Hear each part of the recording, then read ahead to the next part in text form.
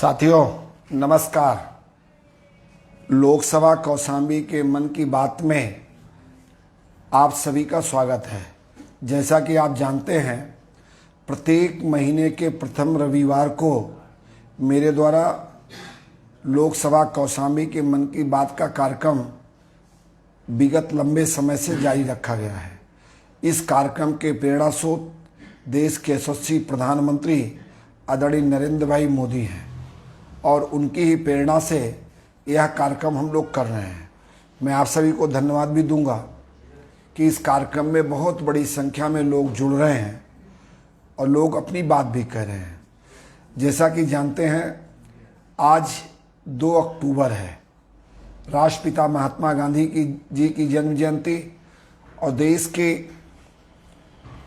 यशस्वी प्रधानमंत्री पूज्य लाल बहादुर शास्त्री जी की भी जन्म जयंती है। और इन दोनों महापुरुषों का देश के निर्माण में, राष्ट्र के निर्माण में एक बहुत बड़ा योगदान है। सर्वप्रथम मैं आप सभी को इन 2 महापुरुषों की जन्म जयंती की बधाई भी देता हूं और साथ ही साथ नवरात्रि का पर्व चल रहा है। इस नवरात्रि के पर्व भी, इस नवरात्रि की भी आप सभी को बहुत बहुत बधाई देता हूं और माँ से प्रार्थना करता हूँ कि समाज में सभी लोग खुश हों, सभी लोग सुखी रहें, सभी लोग स्वस्थ रहें और सभी लोग समृद्ध हों। ऐसा माता रानी से निवेदन करते हुए एक दुखद सूचना भी विगत पिछले महीने मेरे साथ घटी। मेरे पूज्य पिता श्री अमरनाथ जी का स्वर्गवास हो गया। मैं इस कार्यक्रम के माध्यम से अपने उन सभी शुभचिंतकों का, सभी लोगों का मैं धन्यवाद भी करता हूं, आभार भी व्यक्त करता हूं कि इस दुख की घड़ी में बड़ी संख्या में लोग आए, मुझको सांत्वना दिया और साथ ही साथ इस दुखद घड़ी में मुझको साहस बंधाने का काम किया। ऐसे सभी लोगों का भी मैं बहुत बहुत आभार व्यक्त करता हूं। साथ ही साथ मेरे पूज्य पिताजी के 13वीं कार्यक्रम 24 में भी बड़ी संख्या में लोगों ने प्रसाद ग्रहण किया। तो मैं प्रत्यक्ष रूप से, अप्रत्यक्ष रूप से, बहुत सारे लोग व्यक्तिगत रूप से मिलके, बहुत लोगों ने सोशल मीडिया के माध्यम से और बहुत लोगों ने व्यक्तिगत फ़ोन करके मुझको सांत्वना देने का काम, मेरे परिवार को ढाढ़स बंधाने का काम किया। तो मैं सभी को बहुत बहुत आभार व्यक्त करता हूँ। साथियों, जैसा कि आप जानते हैं कि माननीय प्रधानमंत्री जी की मन की बात के बाद यह कार्यक्रम आयोजित होता है। अगले महीना यानी अक्टूबर में 2 महत्वपूर्ण तिथि और है। 9 अक्टूबर को महर्षि वाल्मीकि जी की जयंती है। तो महर्षि वाल्मीकि की जयंती को भी आपको अग्रिम बधाई देता हूं। और साथ ही साथ 24 अक्टूबर को दीपावली का त्यौहार है, प्रकाश का त्यौहार है। अंधेरे पे प्रकाश का विजय का यह त्यौहार है। दीपावली की भी आपको मैं अग्रिम बधाई देता हूं और आपके जीवन में प्रकाश आए, समृद्धि आए, ऐसी परमात्मा से निवेदन करता हूं, प्रार्थना करता हूं। जैसा कि आप जानते हैं कि मन की बात में सबसे पहला विषय लिया जाता है जो माननीय प्रधानमंत्री जी के द्वारा मन की बात में लिया गया हो। पिछले महीने माननीय प्रधानमंत्री जी ने जो मन की बात किया उसमें बहुत महत्वपूर्ण चीज रही। पूर्ववर्ती सरकारों के निष्क्रियता के कारण इस देश से चीता समाप्त हो गया था और माननीय प्रधानमंत्री जी के नेतृत्व में अब इस देश में एक बार पुनः चीते की वापसी हुई है। और जिस प्रकार से माननीय प्रधानमंत्री जी के नेतृत्व में चीते का स्वागत हुआ है, पूरे देश भर में इसको लेके हर्ष है, उल्लास है, उत्साह है, वो देखते बनता है। और माननीय प्रधानमंत्री जी ने निवेदन किया है कि हम लोग उसका नामकरण करना चाहते हैं। माननीय प्रधानमंत्री जी ने देशवासियों से सुझाव मांगा है कि नमो ऐप पर इन चीतों का नाम क्या होना चाहिए, उसको सुझाव दें। तो इस कार्यक्रम के माध्यम से मैं लोकसभा कौशाम्बी के लोगों से और इस कार्यक्रम में जो लोग भी जुड़े हैं उनसे मैं निवेदन करूंगा कि इसमें बढ़ चढ़कर हिस्सा लें और माननीय प्रधानमंत्री जी के को नाम का सुझाव नमो ऐप पे दें। निश्चित रूप से यदि आपका नाम सेलेक्ट होता है तो आपको जीवन भर ये आनंद देने वाला होगा, हर्ष देने वाला होगा। दूसरी, माननीय प्रधानमंत्री जी ने गुजरात की बेटी अनुभवी के विषय में बताया, जो जन्म से ही डाउन सिंड्रोम से पीड़ित है। वह अपने पैरों पर खड़ी भी नहीं हो पाती थी। योग से उसको फिजिकल हेल्थ में सुधार हो रहा है। डायबिटीज़ और ब्लड प्रेशर में भी योग से बहुत मदद मिलती है। जैसा कि आप जानते हैं, माननीय प्रधानमंत्री जी के नेतृत्व में 21 जून को प्रत्येक वर्ष केवल हम नहीं, आप दुनिया के 192 देश से ज़्यादा योग को मनाते हैं। निश्चित रूप से योग मानव जीवन के लिए परमात्मा का दिया एक वरदान है। जो जितना योग करेगा उतना निरोग रहेगा। इसलिए हम योग केवल 21 जून को ना करें, अपने नियमित जीवन का हिस्सा बनाएं कि योग हम प्रतिदिन अवश्य करें। इसलिए योग का भी माननीय प्रधानमंत्री जी ने बहुत आग्रह के साथ निवेदन किया है। दूसरा, माननीय प्रधानमंत्री जी ने स्वच्छ मिशन की बात की है। और माननीय प्रधानमंत्री जी आज नहीं, 2014 में जब से देश की प्राचीर लाल किले से स्वच्छता के विषय में आग्रह किया, अभियान को प्रारंभ किया, आज देश का बच्चा बच्चा स्वच्छता के प्रति जागरूक है। आप स्वयं देखेंगे कि अगर आप कोई गंदगी करना भी चाहें तो बच्चे टोक देते हैं। और आज तो बहुत ही शुभ दिन है, राष्ट्रपिता महात्मा गांधी जी की जन्म जयंती है। राष्ट्रपिता महात्मा गांधी ने देश की आज़ादी के समय एक साथ 2 विषय लिया। जितनी क्षमता, पूरी ताकत और ऊर्जा के साथ देश को आज़ाद कराने में लगाया, उतनी ही ऊर्जा से इस देश को में स्वच्छता रहे, स्वच्छता के प्रति लोगों को जागरूक करने का काम किया। तो निश्चित रूप से आज एक बहुत ही सौभाग्यशाली दिन है कि हम राष्ट्रपिता महात्मा गांधी जी के जन्म जयंती के अवसर पर स्वच्छता के अभियान को और आगे बढ़ाएं और संकल्प ले कि हम स्वयं भी गंदगी नहीं फैलाएंगे और लोगों को भी गंदगी फैलाने से रोकेंगे, उनसे आग्रह करेंगे। और स्वच्छता केवल सड़कों पे नहीं, स्वच्छ हमारा पर्यावरण होना चाहिए, स्वच्छ हमारी नदी होनी चाहिए, स्वच्छ हमारा जलाशय होना चाहिए, चाहे गांव का तालाब हो, चाहे नदी हो, चाहे पोखरा हो, सबको स्वच्छ रहे। इसका संकल्प आज हम लोगों को लेना चाहिए। साथ ही साथ देश के प्रधानमंत्री जी ने लगातार देश के लोगों से अपील की है कि वोकल फॉर लोकल। आपने देखा होगा कोरोना जैसे संकट की घड़ी में लोकल उत्पाद ही हमारे जीवन को चलाने में अहम भूमिका निभाया है।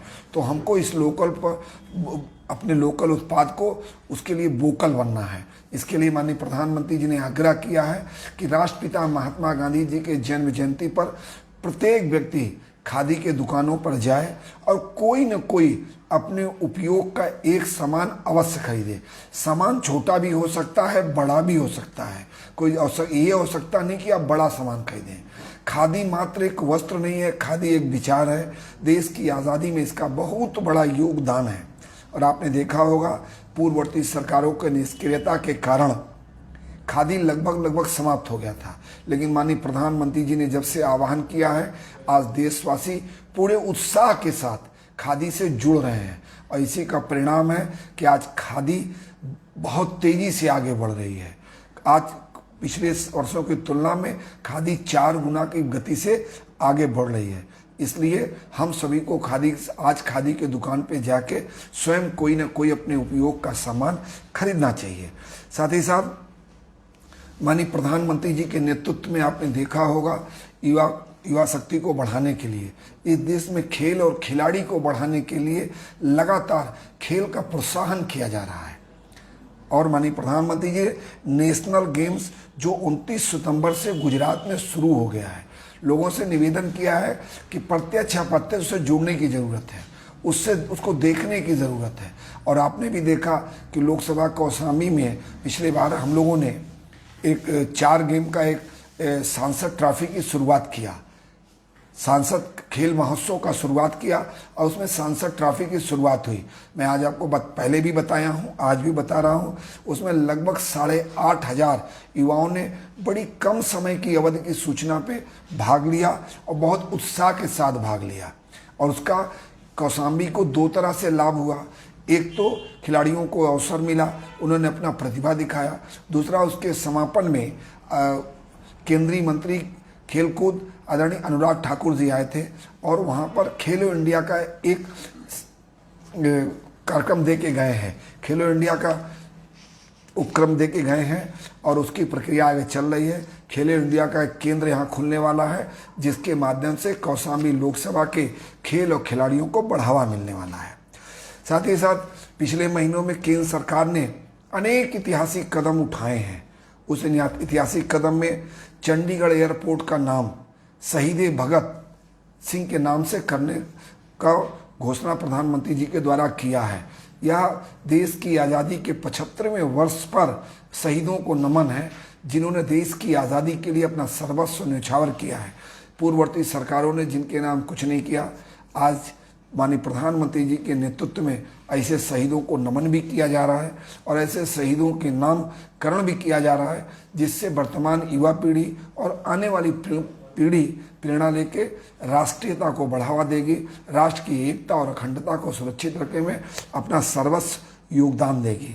साथ ही साथ देश के यशस्वी प्रधानमंत्री जी के नेतृत्व में भारत बायोटेक की देश में नाक से दी जाने वाली पहली कोरोना रोधी वैक्सीन को मंजूरी दी। जैसा कि आप जानते हैं कि माननीय प्रधानमंत्री जी के नेतृत्व में हमने कोरोना पे विजय प्राप्त की है और ये बात या दुनिया में 100 साल में इस तरह की महामारी आती है, लेकिन विगत में जितनी भी महामारी आई उसका कोई भी टीकाकरण इस देश के लोगों को बनाने का सौभाग्य प्राप्त नहीं है। ऐसा नहीं कि इस देश में क्षमता,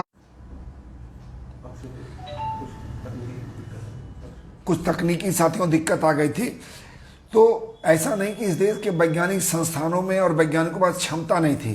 क्षमता नहीं थी तो राजनीतिक नेतृत्व के पास, जो राजनीतिक नेतृत्व इस पर निर्णय नहीं ले पाता था। लेकिन माननीय प्रधानमंत्री जी ने देश के वैज्ञानिकों पर भरोसा किया, देश के वैज्ञानिक संस्थानों पर भरोसा किया। उसका परिणाम हुआ कि हमने दो वैक्सीन बहुत अल्प समय में मात्र 9 महीने में बनाने का काम किया और उसी में एक नई वैक्सीन हमने बनाई जो नाक से दी जा सकती है। निश्चित रूप से देश के वैज्ञानिकों को नमन है, देश के यशस्वी प्रधानमंत्री को नमन है कि जिनके नेतृत्व में यह देश अब दुनिया में एक लीडरशिप के रूप में उभर रहा है। साथियों, माननीय प्रधानमंत्री जी के नेतृत्व में सेंट्रल विस्टा प्रोजेक्ट की शुरुआत की गई थी। उस समय भी लोगों ने इस पर तरह तरह की टिप्पणियां की थी, लेकिन माननीय प्रधानमंत्री जी ने अब फेज वाइज उसका उद्घाटन करना शुरू किया। पहले फेज में क्या उद्घाटन किया कि पार्लियामेंट के ऊपर एक सिंह, गरजता हुआ सिंह, भारत का प्रतिनिधित्व करने वाला सिंह की मूर्ति लगा के, सिंबल लगा के देश और दुनिया को संदेश दिया है कि अब नया भारत है, सिंह का भारत है। दहाड़ता हुआ सिंह इस बात को चुनौती है कि माँ भारती के आन बान और शान में अगर किसी ने गुस्ताखी की तो उसको माफ नहीं किया जाएगा। उसी प्रकार दूसरे फेज में जो आज तक हम लोग बचपन से सुनते आए, राजपथ, लगता है जैसे कि हम अभी देश में गुलाम हैं, लेकिन माननीय प्रधानमंत्री जी के नेतृत्व में उसका नाम परिवर्तित करके कर्तव्य पथ। निश्चित रूप से आज़ादी के 75 सालों में हमने बहुत ज़्यादा अपने अधिकारों की बात की है। अब माननीय प्रधानमंत्री जी का निवेदन है, प्रार्थना है कि आज आज़ादी की हम 75वीं वर्ष मना रहे हैं। 2047 में जब आज़ादी का हम 100वां वर्ष मनाएं तो इन 25 वर्षों में हम निश्चित रूप से अपने कर्तव्य का भी ध्यान रखें, अपने कर्तव्य बोध का भी ज्ञान रखें। केवल अपने अधिकार की बात ना करें बल्कि राष्ट्र के निर्माण में, समाज के निर्माण में अपने कर्तव्य का भी ये ध्यान रखें, अपने कर्तव्य का योगदान दें। उसी को ध्यान में रखते हुए माननीय प्रधानमंत्री जी ने राजपथ का नाम बदलकर कर्तव्य पथ रखा है। साथियों, आप दिल्ली आइए तो निश्चित रूप से कर्तव्य पथ को देखना चाहिए। उस पर चलने पर जो आपके अनुभूति होगी, जो अनुभूति होती है, निश्चित रूप से देश को गौरवान्वित करने वाला होता है। इसी प्रकार देश के यशस्वी प्रधानमंत्री जी के नेतृत्व में विदेशी निवेशकों की पहली पसंद भारत बना। एक समय ये भी था पूर्ववर्ती सरकारों में कि इस देश में कोई व्यापार नहीं करना चाहता था, कोई निवेश नहीं करना चाहता था, लेकिन आज हम गौरव के साथ कह सकते हैं कि माननीय प्रधानमंत्री जी के नेतृत्व में आज दुनिया में भारत निवेश की पहली पसंद बन चुका है। इसका परिणाम हो रहा है कि दुनिया में जितना निवेश होता है उसमें सबसे ज़्यादा सर्वाधिक निवेश भारत में होता है। जब सर्वाधिक निवेश होगा तो निश्चित रूप से साथियों रोजगार के अवसर पैदा होंगे, और जब रोजगार के अवसर पैदा होंगे तो हमारे नागरिकों को रोजगार मिलेगा, इस देश से बेरोजगारी दूर होगी। साथ ही साथ माननीय प्रधानमंत्री जी ने डायबिटीज, कैंसर रोधी दवाएं, एंटीबायोटिक्स और टीकों के सरकार में अनावश्यक दवाओं की राष्ट्रीय सूची में डाल दिया है। राष्ट्रीय सूची में डालने का परिणाम ये है कि अब इस दवा की मॉनिटर भारत सरकार स्वयं करेगी, उसकी मैन्युफैक्चरिंग से लेके उनकी कीमत तक पर। अब निश्चित रूप की इस प्रयास से माननीय प्रधानमंत्री जी की वजह से अब इन दवाओं का दाम भी घटेगा।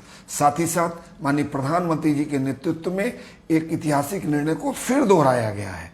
कोरोना के संकट के समय माननीय प्रधानमंत्री जी ने देश के 80 करोड़ गरीबों को निःशुल्क राशन देने की शुरुआत की थी, और उस योजना को आगे दिसंबर तक लागू रहेगा। इसको लेकर माननीय प्रधानमंत्री जी के नेतृत्व में कैबिनेट में निर्णय लिया है। माननीय प्रधानमंत्री जी को मैं अपने कौशाम्बी लोकसभा के गांव, गरीब, किसान, मजदूरों की तरफ से उनका आभार व्यक्त करता हूं और उनका अभिनंदन करता हूं कि वो हमेशा उनकी जो नीतियां होती हैं वो गरीबों को ध्यान में रख के होती हैं, मजदूरों को ध्यान में रख के होती हैं, किसानों को ध्यान में रख के होती हैं, महिलाओं को ध्यान में रख के होती है। इस समाज के इस देश के समाज के जो सबसे कमज़ोर तबके के लोग हैं उनकी चिंता प्रधानमंत्री जी करते हैं। निश्चित रूप से प्रधानमंत्री जी को धन्यवाद करते हैं, उनका अभिनंदन करते हैं। साथियों, इसी प्रकार उत्तर प्रदेश सरकार ने भी इस महीने बहुत सारे ऐतिहासिक निर्णय लिए हैं। आज 2 अक्टूबर है। 1 अक्टूबर से 31 अक्टूबर तक संचारी रोग नियंत्रण को लेके उत्तर प्रदेश की सरकार ने पूरा महीना इसको अभियान चलाएंगे। मैं सभी से निवेदन करता हूं, कौशाम्बी लोकसभा के साथ साथ इस लाइव कार्यक्रम में जुड़े सभी लोगों से निवेदन करता हूं कि उत्तर प्रदेश की इस सरकार के इस अभियान को सफल बनाने के लिए सब लोग आगे आएं। इस संचारी रोग से छोटी छोटी बीमारियां फैलती हैं, इसलिए इससे बचने के लिए घर में जहां भी पानी का जमाव हो या तो पानी साफ करें या उसमें दवा का छिड़काव करें, और जहां पर भी रास्ते में नाली गड्ढे मिले निश्चित रूप से उसको संबंधित विभाग को बताने का कृपा करें। और अगर संबंधित विभाग ना सुन रहा हो तो सीधे आप मुझको लिखिए, मैं स्वयं जिला प्रशासन को संज्ञान में लेके जिला प्रशासन से वहाँ पे दवाओं का छिड़काव कराना सुनिश्चित करूँगा। साथ ही साथ माननीय प्रधानमंत्री जी के नेतृत्व, माननीय उत्तर प्रदेश के नेतृत्व में सरकार में स्वच्छ पेयजल के लिए भी चलाया गया है। साथ ही साथ बुखार आने पर बच्चों को बिना किसी देर किए अपने प्राथमिक स्वास्थ्य केंद्र में उनको दिखाने की ज़रूरत है, क्योंकि ये बुखार वायरल है, इसको हल्के में लेने की ज़रूरत नहीं है। साथियों, लोकसभा कौशाम्बी के मन की बात में अंतिम चरण में हम लोग बात करते हैं लोकसभा कौशाम्बी से जुड़े विषयों पर। माननीय देश के यशस्वी गृह मंत्री अमित भाई शाह ने जिस मोदी वैन की शुरुआत की थी उसका संचालन कौशाम्बी में प्रारंभ हो गया है। कुछ तकनीकी खराबी के कारण अभी रेगुलर नहीं चल पा रही है, क्योंकि उसमें जो मशीन है जो बहुत हाईटेक मशीन है, एक ब्लड सैंपल से 39 जांच होना है, उसके में काम करने वाले लोगों को प्रशिक्षण दिलाया जा रहा है। फिर ये गांव-गांव, कस्बे-कस्बे घूमेगी और निश्चित रूप से आपके ये बहुत काम आने वाली है। और इसका जब ये प्रतिदिन चलने लगेगी तो इसका बाकायदा एक पूरा बुलेटिन जारी हुआ करेगा कि 1 सप्ताह का एडवांस जारी होगा कि ये मोदी वैन की अगले सप्ताह किन किन गांव-गांव, किन किन बाजार में जाने वाली है। और इस कार्यक्रम के माध्यम से हम सुझाव भी मांगा करेंगे कि इनको पहले कहाँ प्राथमिकता पे भेजने की ज़रूरत है। दूसरी, उत्तर प्रदेश सरकार ने, पहले केंद्र सरकार ने 1 नवंबर से धान क्रय किया जाता है। केंद्र सरकार ने पहले इसका दाम 2040 रुपया तय किया था, अब उत्तर प्रदेश सरकार ने भी 100 रुपया ऐड कर दिया है और उसमें ए ग्रेड का धान 2040 की जगह 2140 रुपया और बी ग्रेड का धान 1940 रुपया की जगह 40 रुपया। इसमें क्षमा चाहता हूँ, मैं फिर करेक्शन कर रहा हूँ। 1 नवंबर से धान क्रय किया जाना है और जिले में पर्याप्त क्रय केंद्र खोले गए हैं। अगर कहीं पे क्रय केंद्र खोलने की आवश्यकता है तो तत्काल इस कार्यक्रम में लिखिए, वहाँ क्रय केंद्र खोले जाएंगे। और उत्तर प्रदेश सरकार और केंद्र सरकार के द्वारा जो रेट घोषित किए गए हैं, ए ग्रेड का क्रय के धान 2160 रुपया और बी ग्रेड का धान 2060 रुपया निश्चित किया गया है। इसलिए आप लोग सारे किसान भाइयों से मेरा निवेदन है, अपना धान बेचें और उत्तर प्रदेश सरकार के पोर्टल पे पहले उसको रजिस्ट्रेशन कराएं, क्योंकि पेमेंट ऑनलाइन होना है। इसलिए आप उसका रजिस्ट्रेशन कराइए, आपका पेमेंट ऑनलाइन होगा। अगर धान क्रय में किसी प्रकार की समस्या हो तो इस फेसबुक को भी लिख सकते हैं और मेरा एक टोल फ्री नंबर है, उस पर आप भी बता सकते हैं कि यहाँ पे क्या दिक्कत आ रही है। निश्चित रूप से किसानों को कोई दिक्कत नहीं होना चाहिए। इसको लेके केंद्र की सरकार, प्रदेश की सरकार और आपके प्रतिनिधि होने के नाते मैं भी पूरी तरह से सजग हूँ। अगर आपकी सूचना कोई प्राप्त होती है तो आप इस पर काम किया जाएगा। साथ ही साथ यूथ एशियाई चैंपियनशिप में भाग लेने वाले कौशाम्बी की सुनीता भोपाल में हुए यूथ नेशनल एथलेटिक चैंपियनशिप की 3000 मीटर की दौड़ में स्वर्ण पदक जीता है, जो 13 से 16 अक्टूबर के बीच दोहा में होने वाले यूथ एशियाई चैंपियनशिप के लिए भारत की ओर से क्वालिफाई हो गई है। वो मंझनपुर के ग्वारा तैयबपुर के बरई बंधवा किसान चुन्नी लाल जी की बेटी है। वो केवल चुन्नी लाल की बेटी नहीं है, वो कौशाम्बी की बेटी है, प्रदेश की बेटी है, देश की बेटी है। निश्चित रूप से उसने कौशाम्बी का मान बढ़ाया है, उसको हम लोग अभिनंदन करते हैं और कौशाम्बी लोकसभा की तरफ से उसका अभिनंदन करते हैं। और जब कार्यक्रम में जाएंगे उससे पहले हम लोग उसका गाजे बाजे के साथ उसको विदाई भी करेंगे और उसके उज्जवल भविष्य की कामना करते हैं। साथ ही साथ वो वहाँ से स्वर्ण पदक जीत के आए, ऐसा परमपिता परमेश्वर से प्रार्थना करते हैं और जीत के आने पे उसका नागरिक अभिनंदन करने का कार्यक्रम भी योजना बनाई गई है। आप इस सभी कार्यक्रम से जुड़े हैं, मैं आप सभी का पुनः आभार व्यक्त करता हूं। और जो टोल फ्री नंबर है 18, आप लिखिए 1800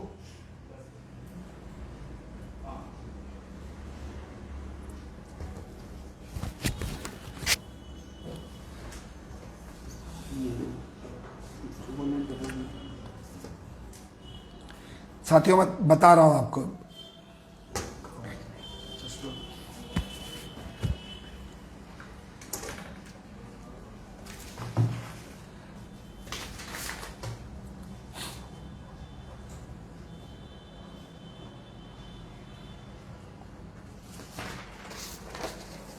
वन 1800889160।